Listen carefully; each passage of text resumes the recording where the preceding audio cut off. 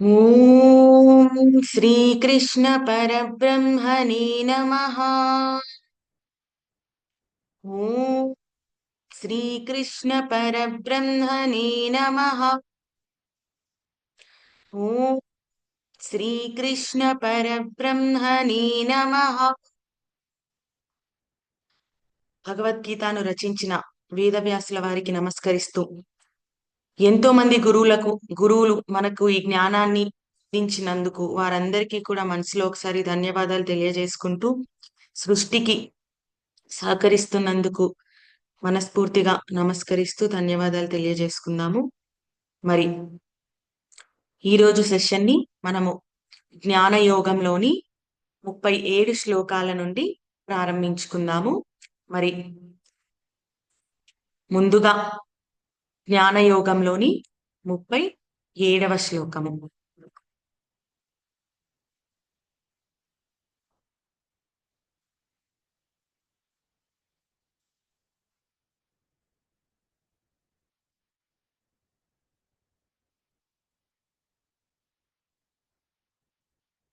యథైధాంసి సమిద్ధోగ్ని భస్మసాత్ కురుతేర్జున జ్ఞానాగ్ని సర్వకర్మాణి భస్మసాత్ కురుతే తథా.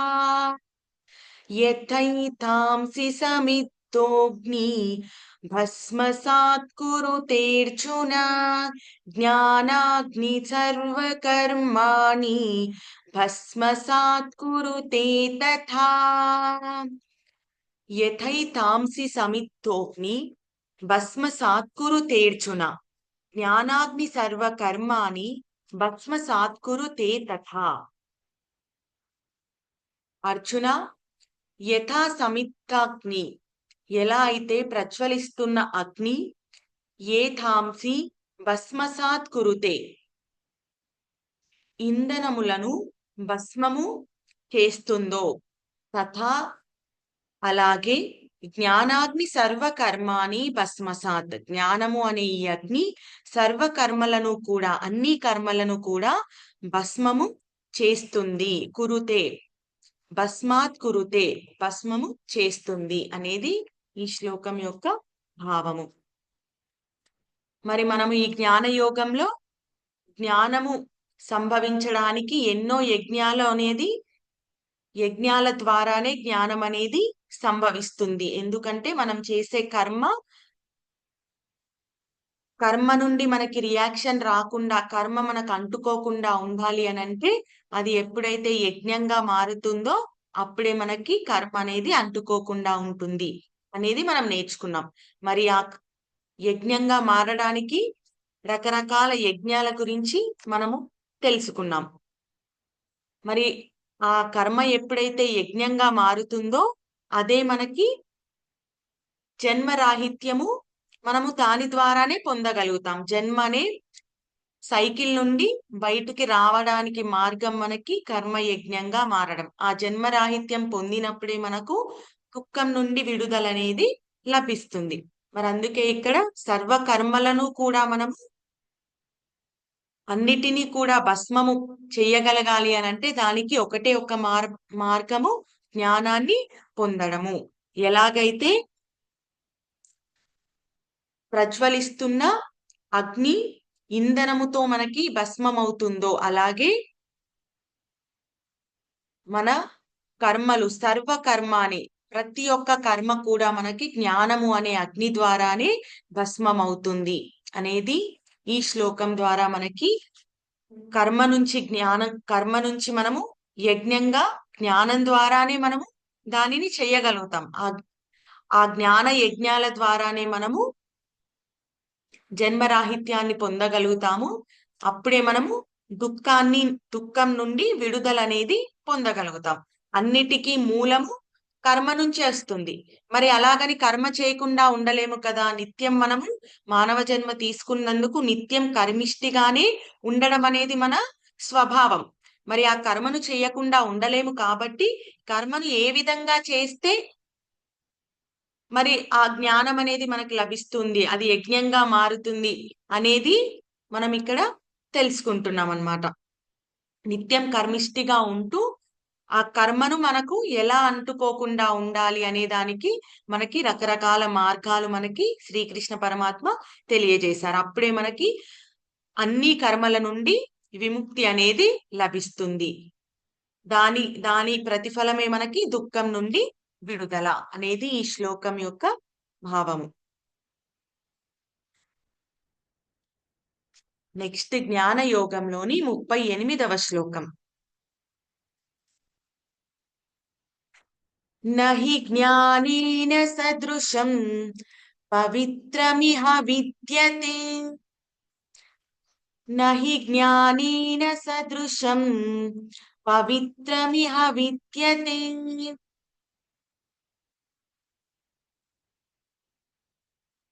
తత్స్వయం యోగ సంసిద్ధః కాలేనాత్మని విందతి. తత్స్వయం యోగ సంసిద్ధః కాలేనాత్మని విందతి. నహి జ్ఞానేన సదృశం పవిత్రమిహ విద్యతే. తత్స్వయం యోగ సంసిద్ధః కాలేనాత్మని విందతి. ఇహ జ్ఞానేన సదృశం, ఈ జగత్తంతా కూడా జ్ఞానముతో సమానముగా పవిత్రం హి, పవిత్రమైనది నిస్సందేహంగా న విద్యతే లేదు. ఈ ప్రపంచమంతా కూడా పవిత్రమైనవి ఎన్నో ఉన్నప్పటికీ కూడా జ్ఞానముతో సమానంగా ఉన్నటువంటిది నిస్సందేహంగా ఈ సృష్టిలో ఇంకా ఏది కూడా లేదు. తత్, అలాంటి జ్ఞానము కాలేన యోగ సంసిద్ధః, కాలక్రమేణా కర్మయోగము తెలుసుకోవడం ద్వారా, అంతఃకరణ శుద్ధి జరగడం ద్వారా యోగ సంసిద్ధః అంటే యోగ సంసిద్ధః కర్మయోగము పొందడం ద్వారా, అంతఃకరణ శుద్ధి ద్వారా ఆ యోగాన్ని మనము పొందగలుగుతాము.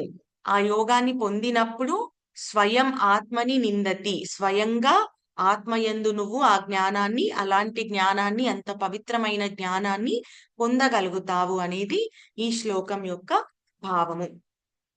జ్ఞానము కంటే పవిత్రమైనది ఇంకోటి లేదు. మనకి సృష్టిలో అనేకమైన పవిత్రవి విషయ వస్తువులు ఉన్నప్పటికీ కూడా జ్ఞానముతో సమానంగా పవిత్రమైనది ఇంకొకటి లేదు. ఎందుకంటే ఈ జ్ఞానము అనేది మనకి ఆత్మను అనుభూతి చెందే మార్గాన్ని మనకి కలిగిస్తుంది. మనిషికి ఉన్న మలినాన్ని, మాయని తొలగిస్తుంది. శరీరానికి ఎలాగైతే మనం శుభ్రం చేసుకుంటామో ప్రతిరోజు కూడా, అలాగే మనసును కూడా, మనసుకు అంటుకున్న ఆ మాయను, మలినాన్ని తొలగించడానికి కూడా మనకి ఒక మార్గం అనేది ఉంటుంది. అది ఏం మార్గం అంటే రకరకాల యజ్ఞాలు, ధ్యానము, యోగా, జ్ఞానము పొందడము.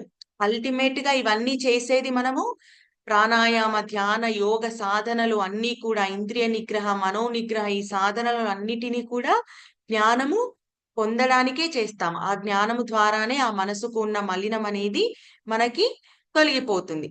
మరి ఈ జ్ఞానం అనేది మనకి ఈ మార్గాలన్నీ కూడా ఆచరించినప్పుడు, అది ఎలా ఆచరిస్తామంటే మనం సొంతంగా చేసే ప్రయత్నము ద్వారానే మనకు ఇది కలుగుతుంది. ఎవరికి వారే ఉద్ధరించుకోవాలి. దైవం కానీ, గురువులు కానీ, మన తల్లిదండ్రులు కానీ, పెద్దలు కానీ, వీళ్ళందరూ కూడా మనకి మార్గాలను సూచిస్తారు, దానికి సహాయం చేస్తారు. కానీ చివరకు ప్రయత్నం మటుకు ఎవరికి వారే చెయ్యాలి. ఎంత సొంత ప్రయత్నం చేస్తే అంత ఉద్ధరించబడతాము. ఎవరికి వారే ఉద్ధరించుకోవాలి. కాబట్టి సొంతంగా ప్రయత్నం చేయడం ద్వారానే ఇది సంభవిస్తుంది. ముందు మనసును శుద్ధపరచుకోవడానికి అత్యంత ముఖ్యమైనది మనం ఏం చెయ్యాలి అనంటే కర్మయోగం పాటించడం. యోగ సంసిద్ధః అంటే నిష్కామ కర్మని పాటించడం అనేది అత్యంత ముందుగా మనము చెయ్యవలసిన విషయము. నిష్కామ కర్మం అంటే మనకు ఆల్రెడీ తెలుసు. మనం చేస్తున్న కర్మ నుండి ఎలాంటి ప్రతిఫలం ఆశించకుండా చేసే కర్మ నిష్కామ కర్మ. ఎప్పుడైతే అలా చేస్తావో కర్మని, అప్పుడు కర్మయోగం మనము పాటిస్తున్నట్టు. యోగ సంసిద్ధః అంటే ఇక్కడ నిష్కామ కర్మాన్ని పాటించడం. అప్పుడే హృదయం అనేది మనకు నిర్మలంగా మారి అందులో నుండి ఆ నిర్మలమైన హృదయంలో నుండి జ్ఞానం అనేది ఉదయిస్తుంది. కాలేనాత్మని విందతి. అయితే ఇది ఒక్కసారిగా మనకి సంభవించదు. కాలేనాత్మని అంటే కాలక్రమేణా ఇది ప్రయత్నించడం ద్వారా మనకి అది సంభవిస్తుంది. మరి ఇది ఎప్పుడు సంభవిస్తుంది? ఎంత సమయం తర్వాత సంభవిస్తుంది అంటే ఎవరి తీవ్రతను బట్టి ఎవరు ఎంత పట్టుదలతో ఉన్నారు, ఎంత శ్రద్ధతో దాని పట్ల ఉన్నారు అనే దాన్ని బట్టి ఎవరు ఎంత నిష్ఠతో ఎంత తీవ్రతతో ఉంటే వారికి అంత తొందరగా అది లభిస్తుంది. ఎంత తక్కువ తీవ్రతతో ఉంటే వారికి అది అంత లేటుగా లభిస్తుంది.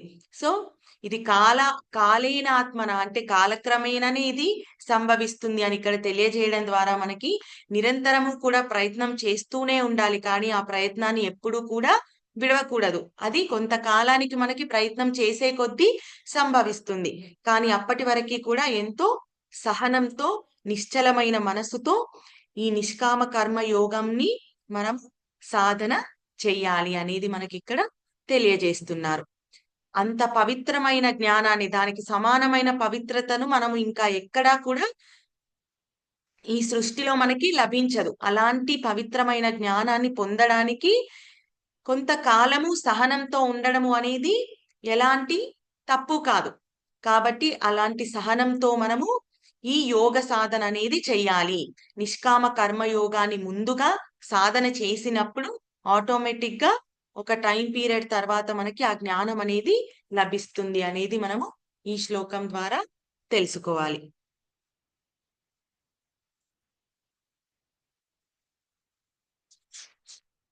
నెక్స్ట్ శ్లోకం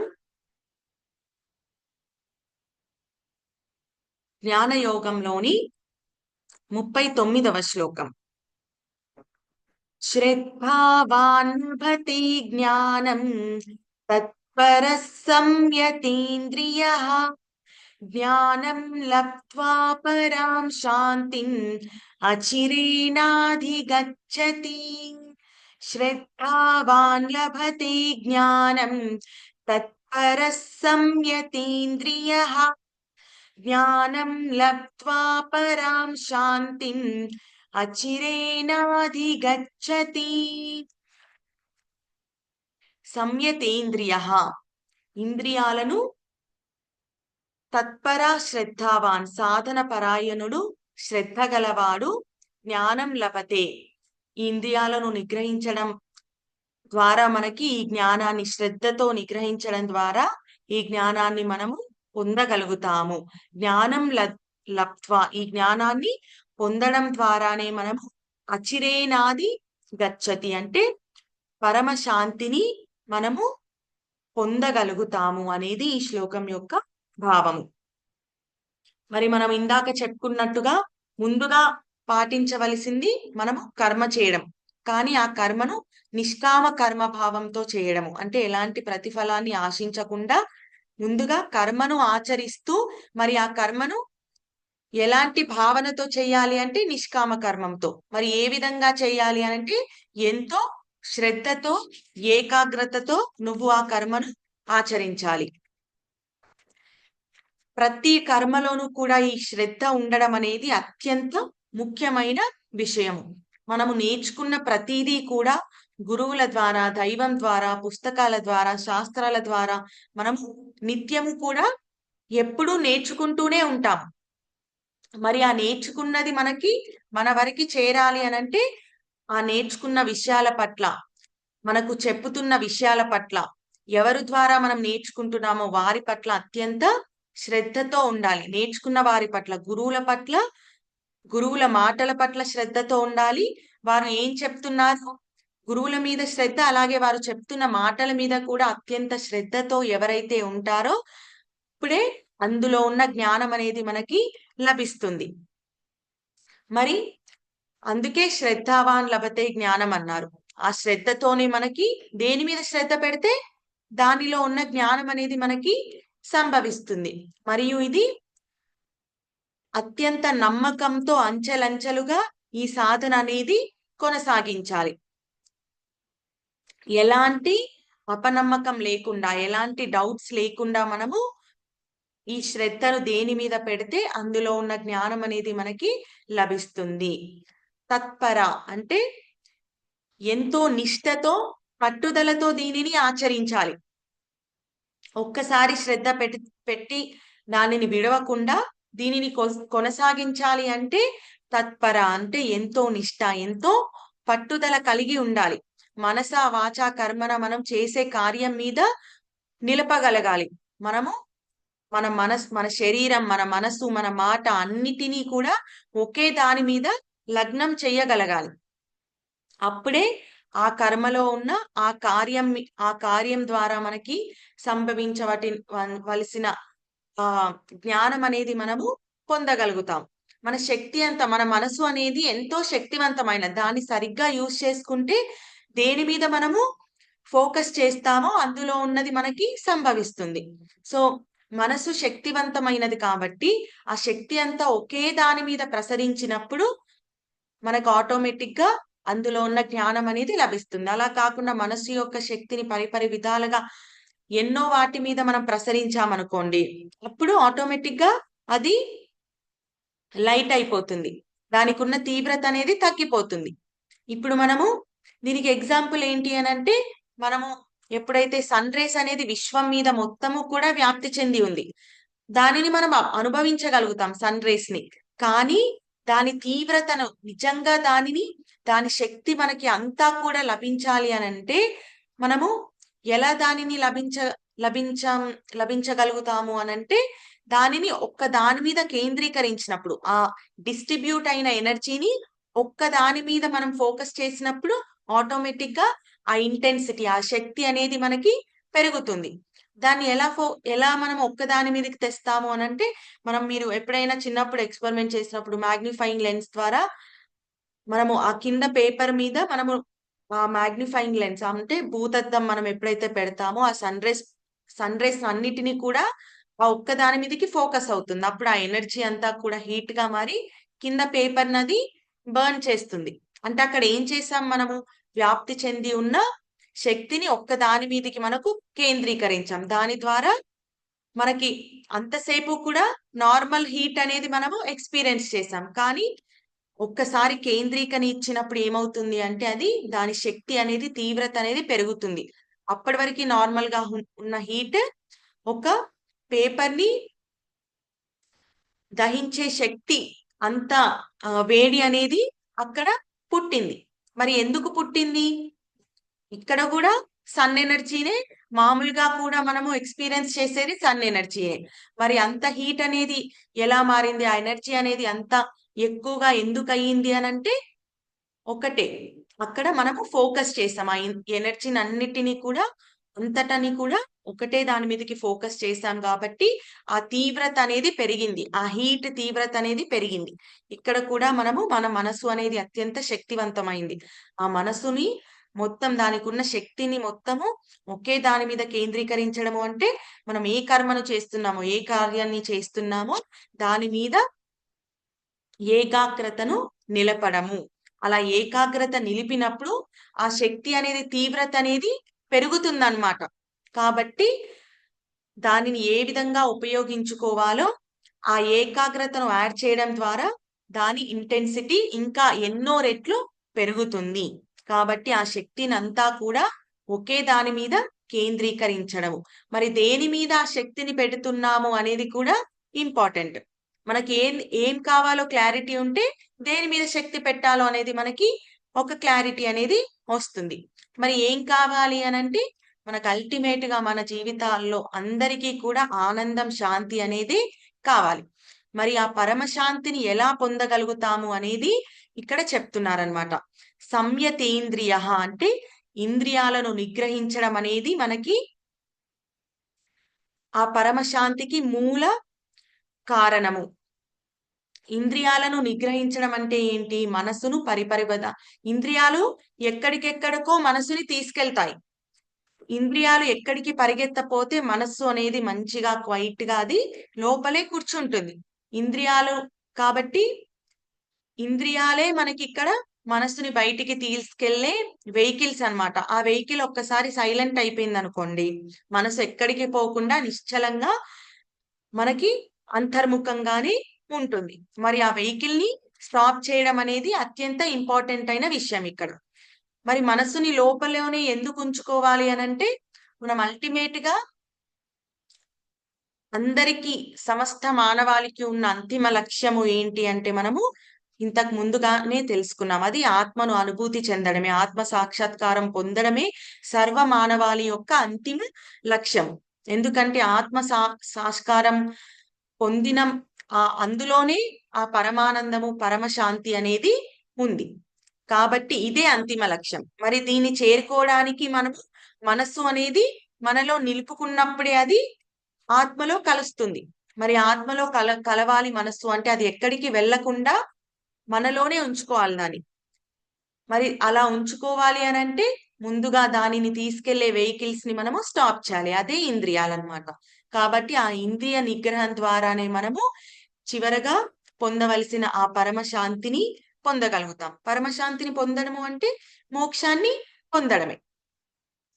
మరి అందుకని దీనికి ఉండవలసిన ఆ శ్రద్ధ మనకి ఉండాలి అనంటే, ఆ జ్ఞానాన్ని పొందాలి అనంటే, మనము ముందుగా చెయ్యవలసింది ఇంద్రియ నిగ్రహము. ఇంద్రియ నిగ్రహం ద్వారా మనము మనసుకున్న శక్తిని అన్నిటిని కూడా, మన అంతర్గతంగా ఉన్న మనసు శక్తిని అన్నిటిని కూడా ఒక్కదాని మీద కేంద్రీకరించగలుగుతాం. అది ఏంటి అంటే, ఆత్మను అనుభూతి చెందడం దాని మీద కేంద్రీకరించగలుగుతాం. అప్పుడు శక్తి అనేది మనకి వేస్ట్ అయిపోదన్నమాట. మన శక్తిని అంతటిని కూడా సమకూర్చుకుంటున్నాం ఒకే దాని మీద ఫోకస్ చేయడానికి. దేని మీద అంటే, ఆత్మను అనుభూతి చెందడం మీద ఫోకస్ చేయగలుగుతున్నాం. అప్పుడు దాని తీవ్రత అనేది ఆటోమేటిక్ గా పెరుగుతుంది. ఆ తీవ్రత పెరిగినప్పుడు మనం ఈజీగా మనము ఆత్మను అనుభూతి చెందగలుగుతాము. పరమశాంతిని పొందగలుగుతాం. ఇంకా పరమశాంతిని పొందిన వెంటనే మనకి, ఆ జ్ఞానం పొందిన వెంటనే మనకి జన్మరాహిత్యము, సమస్త దుఃఖాల నుండి విడుదల అనేది ఆటోమేటిక్ గా పొందగలుగుతాం. సూర్యోదయం అయిన వెంటనే చీకటి ఆటోమేటిక్ గా వెళ్ళిపోతుంది. అలాగే జ్ఞానం ఉదయించిన వెంటనే మనకి ఈ సంసార దుఃఖం నుండి మనము ఆటోమేటిక్ గా విముక్తి పొందగలుగుతాం. సో మనసుని బాహ్య ప్రపంచం మీద వెళ్ళనివ్వకుండా, మనకి బాహ్య ప్రపంచం మీద మనసు వెళ్ళినా అందులో నుండి కేవలం అల్పశాంతి అంటే కొద్దిసేపు వరకే మనం ఆ శాంతిని పొందగలుగుతాము. సో జ్ఞానం ద్వారానే మనము ఆ పరమ శాంతిని పొందగలుగుతాము. ఆ జ్ఞానం మనం అంతర్ముఖం అవ్వడం ద్వారానే పొందగలుగుతాం. ఇదే మనకి రాజబాట అనేది ఇక్కడ ఈ శ్లోకంలో మనకి సూచిస్తున్నారు. శ్రద్ధావాన్ లభతే జ్ఞానం మరియు సంయతేంద్రియ. ఆ శ్రద్ధ అనేది మనము ఇంద్రియాలను నిగ్రహించడం ద్వారానే మనకది సంభవిస్తుంది. ఆ శ్రద్ధ యొక్క తీవ్రత అనేది పెరుగుతుంది. ఫోకస్ అనేది కేంద్రీకృతం అవుతుంది ఒకే దాని మీద. అది ఆత్మ మీదే మనము లగ్నం చేయగలుగుతాము అనేది ఈ శ్లోకం ద్వారా మనము నేర్చుకుంటున్నాము. ఇది ఈరోజు శ్లోకము. జ్ఞానం యొక్క తీవ్రతను పెంచాలి అనంటే మన సాధన చేయడం ద్వారానే. ఆ సాధన ఎంత తీవ్రతతో చేస్తే, ఎంత శ్రద్ధ ఏకాగ్రతలతో పట్టుదలతో చేస్తే అంత త్వరగా మనము ఆ లక్ష్యాన్ని చేరుకోగలుగుతాము. మరి మళ్ళీ తదుపరి శ్లోకాలు మనము రేపు నెక్స్ట్ క్లాస్ లో నేర్చుకుందాము. అంతవరకు సెలవు. హరే కృష్ణ కృష్ణ కృష్ణ హరే హరే, హరే రామ రామ రామ హరే హరే. జై శ్రీకృష్ణ.